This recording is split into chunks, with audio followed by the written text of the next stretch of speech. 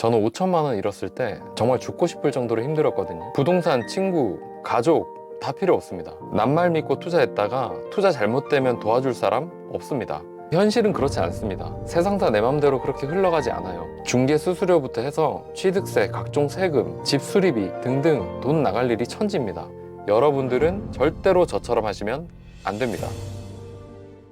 오늘은 저의 마음 아픈 부동산 투자 실패 스토리 말씀드려 보겠습니다. 요즘 부동산이 올라서 부동산 카페나 유튜브 같은 데 보면 몇 년 만에 어디가 얼마 올랐다, 정고점을 회복했다 이런 얘기들이 스물스물 올라오는 것 같습니다. 다들 본인이 투자로 성공했던 혹은 돈을 벌었던 얘기들만 하지 잃었던 얘기는 잘 안 하지 않습니까? 그리고 또 남들 돈 벌었다는 얘기만 듣다 보면 마음이 좀 조급해지기도 하고 사실 좀 불편하잖아요. 그래서 오늘은 저의 실패했던 투자 스토리 3가지 정도 포인트로 요약해서 말씀드려 보겠습니다. 여러분들은 절대로 저처럼 하시면 안 됩니다. 첫 번째, 남의 말을 믿지 마라. 너무 당연한 말인데 당장 투자할 때가 되면 마음처럼 잘 되지 않습니다. 투자할 때는 부동산, 친구, 가족 다 필요 없습니다. 낱말 믿고 투자했다가 투자 잘못되면 도와줄 사람 없습니다. 이 부분 절대 잊으시면 안 돼요. 저도 첫 투자를 갭 투자로 시작했는데 수도권에 있는 32평형 아파트였습니다. 마음은 강남 아파트를 사고 싶죠. 근데 언제나 우리의 자원은 한정적이지 않습니까? 시세는 5억 5천, 급매라고 나온 게 5억 3천이었어요. 전세가가 3억 3천 정도여서 있는 돈 없는 돈 다 끌어모아가지고 2억을 만들었습니다. 근데 막상 매수하려고 계약날을 잡아두니까 문득 전세가가 빠지면 어떡하지? 라는 생각이 들면서 잠이 안 오는 거예요. 아침부터 부동산에 전화를 해서 물어봤죠. 근데 부동산에서 그러더군요. 여기서 15년이나 중개했는데 전세가는 더 오를 거고 이만한 가격이면 정말 잘 사시는 겁니다. 이런 매물 절대 안 나옵니다. 라고 하더라고요. 전세는 걱정하지 마시라고 자기들이 책임지고 맞춰줄 테니 걱정 말고 계약하시라고 하더라고요. 거래 직전에 이 부동산에서 하는 말들이 얼마나 달콤한지 모릅니다. 정말 나를 위해 주는 것 같고 나를 위해 힘써주는 것 같고 심지어 든든하기까지 합니다. 그리고 내가 사려고 하는 물건에 자신이 없을 때 옆에서 자꾸 이거 좋다고 하면 왠지 모르게 진짜 더 좋아 보이고 뭔가 근거 없는 자신감이 생기게 됩니다. 이걸 확증 편향이라고도 볼 수 있는데 내가 좋다고 생각하는 것을 남들이 좋다고 이야기해주면 그것을 더욱더 강하게 믿게 되고 이성적인 판단이 흐려지는 겁니다. 사실상 부동산은 내가 역전세 맞아가지고 수억을 손해보든 말든 1도 상관없는 사람들입니다. 단지 계약할 때 계약 금액에 대한 일정 요율을 수수료로 받는 중개업자일 뿐이죠. 즉 내가 수익을 보건 손실을 보건 부동산은 아무런 상관이 없습니다. 절대 다른 사람 말 들으시면 안 됩니다. 두 번째, 최악의 상황을 생각하자. 이게 정말 어려운데 매수를 해야겠다라고 마음을 먹은 상황에서는 내가 사려고 하는 물건이 너무 좋은 물건 같고 다시는 나오지 않을 엄청난 물건 같고 저평가되어 있는 것 같고 앞으로의 전망이 너무나도 밝을 것 같습니다. 왜냐하면 보통 부동산 매수하기 전에 호갱노노나 각종 뉴스들을 엄청 많이 찾아보거든요. 호갱노노 한번 들어가 보면 단 하나의 아파트도 예외 없이 모두 자기들끼리 칭찬 일색입니다. 그리고 우리나라 모든 지역에는 호재가 있습니다. 아마 저기 강원도 무슨 이상한 아파트도 호갱노노 들어가 보면 도로가 생긴다, 교통이 좋다, 어떤 국회의원이 여기를 혁신도시로 만들 거다 이런 말들이 분명히 있을 겁니다. 근데 현실은 그렇지 않습니다. 세상 다 내 맘대로 그렇게 흘러가지 않아요. 중개 수수료부터 해서 취득세, 각종 세금, 집 수리비 등등 돈 나갈 일이 천지입니다. 부동산 투자로 돈 쉽게 번다고 생각하시면 정말 큰 착각입니다. 제가 매수한 아파트는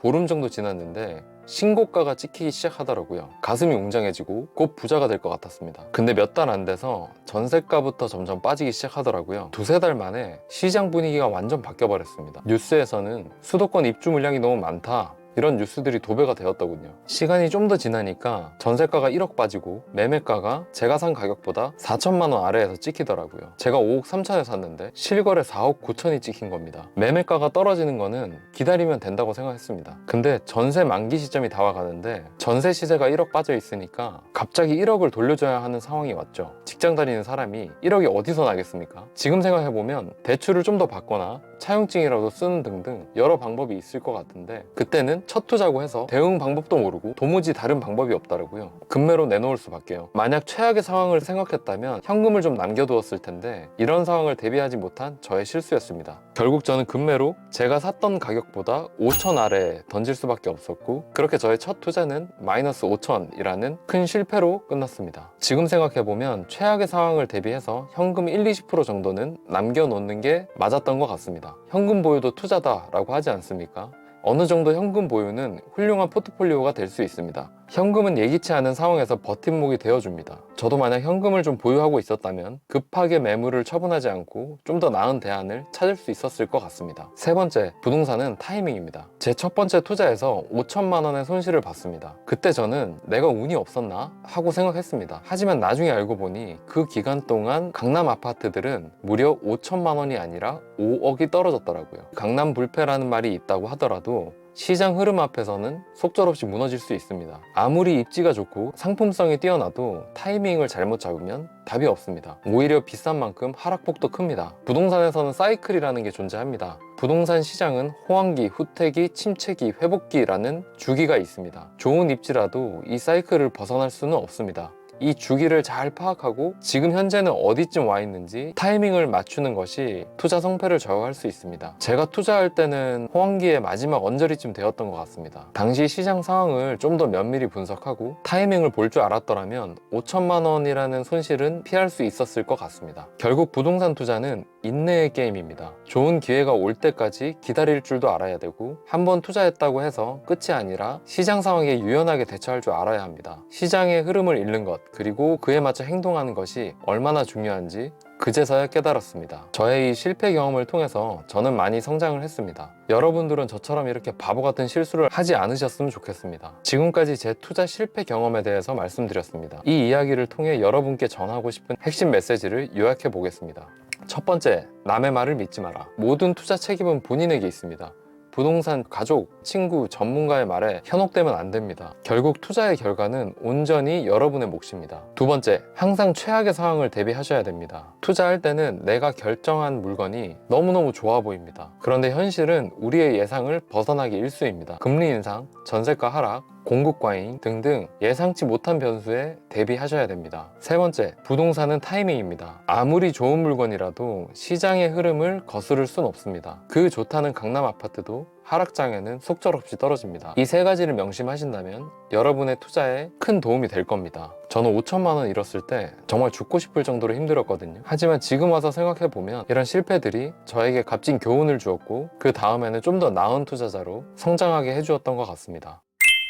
네, 요즘 부동산 시장이 다시 좀 들썩이는 것 같습니다. 유튜브 보면 다시 하우스, 황욱, 광수 이런 분들 자꾸 나오는 거 보면 확실히 부동산 분위기가 살아나는 것 같긴 합니다. 부동산 가격이 자꾸 오른다고 하니까 여러분 중에서도 급한 마음에 투자 갈림길에서 고민하고 계신 분들도 계실 겁니다. 지금이 적기일까? 이 물건 괜찮을까? 괜히 뒷북치고 설거지만 해주는 거 아닐까? 이런 걱정이 들면 아직 투자할 때가 아닙니다. 남들과 비교하지 말고 이성적으로 판단을 했을 때 확신이 딱 올 때가 있습니다. 그때가 진짜 투자할 때입니다. 항상 투자할 때 신중하고 또 신중하시길 바랍니다. 오늘 제 실패 스토리가 여러분께 조금이나마 도움이 되었길 바랍니다. 제 채널 구독하신 분들은 모두 성공적인 투자로 꿈을 이루시길 진심으로 응원하겠습니다. 그리고 앞으로도 이 채널에서는 우리가 소중한 자산을 지키고 증식시키는데 실질적인 도움이 되는 정보를 드리도록 하겠습니다. 제 채널이 아직 너무 작아서 다시 찾으려면 좀 어려우실 거예요. 구독 눌러주시면 새로운 영상이 업로드 될 때마다 놓치지 않고 보실 수 있습니다. 여러분의 구독이 더 좋은 영상을 만드는 큰 힘이 됩니다. 댓글로 여러분의 경험과 조언도 공유해주세요. 우리가 서로의 인사이트를 나눌 때 좀 더 현명한 투자자로서 성장할 수 있을 거라고 믿습니다. 다음 영상에서는 더욱 알찬 정보로 찾아뵙겠습니다. 여러분의 투자 성공을 진심으로 응원하겠습니다. 감사합니다.